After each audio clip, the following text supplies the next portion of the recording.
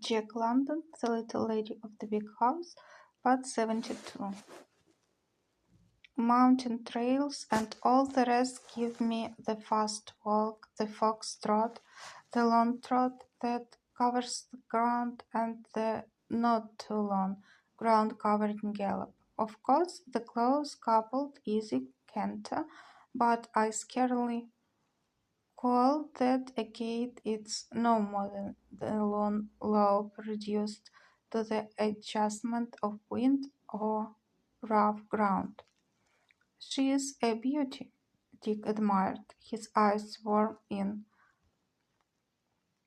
contemplation of the saucy chestnut filly, who was daringly close and alertly sniffing of the subdued fop's tremulous and nostril-dilated muzzle.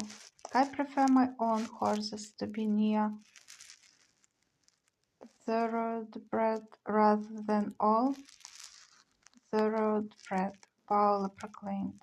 The running horse has its place on the track, but it's too specialized for mere human use. Nicely coupled, Mr. Hennessy said, indicating the nymph. Short enough for good running and long enough for the long trot. I'll admit I didn't have any faith in the combination, but you got a grand animal out of it just the same. I didn't have horses when I was a young girl, Paula said to Graham, and the fact that I can now not only have them, but breed them and mold them to my heart's desire is always too good to be true. Sometimes I can't believe it myself and have to ride out and look them over to make sure. She turned her head and raised her eyes gratefully to Forrest, and Graham watched them look into each other's eyes for a long half-minute.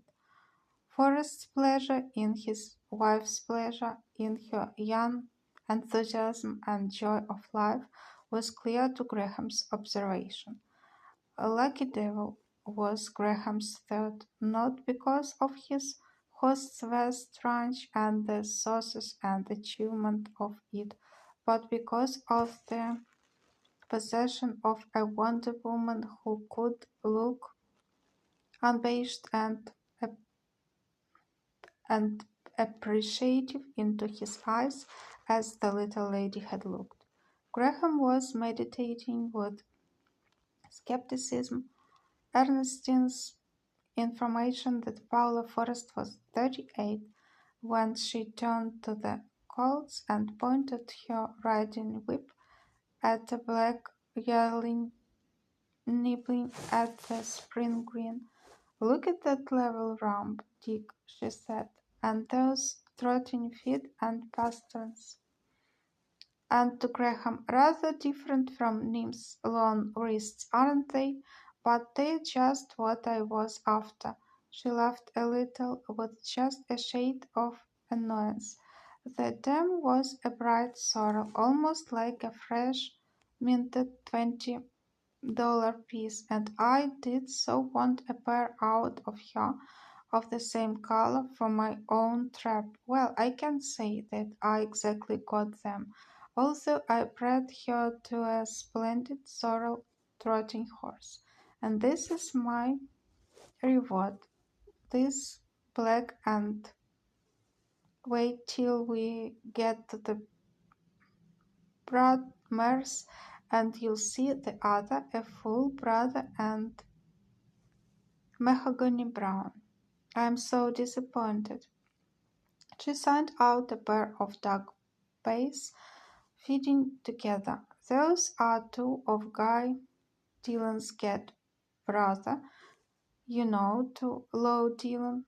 They out of different mares, not quite the same bay, but aren't they splendidly matched? And they both have Guy Dillon's coat. She moved her subdued steed on, sketching the flank of the herd quietly in order not to alarm it, but a number of colts took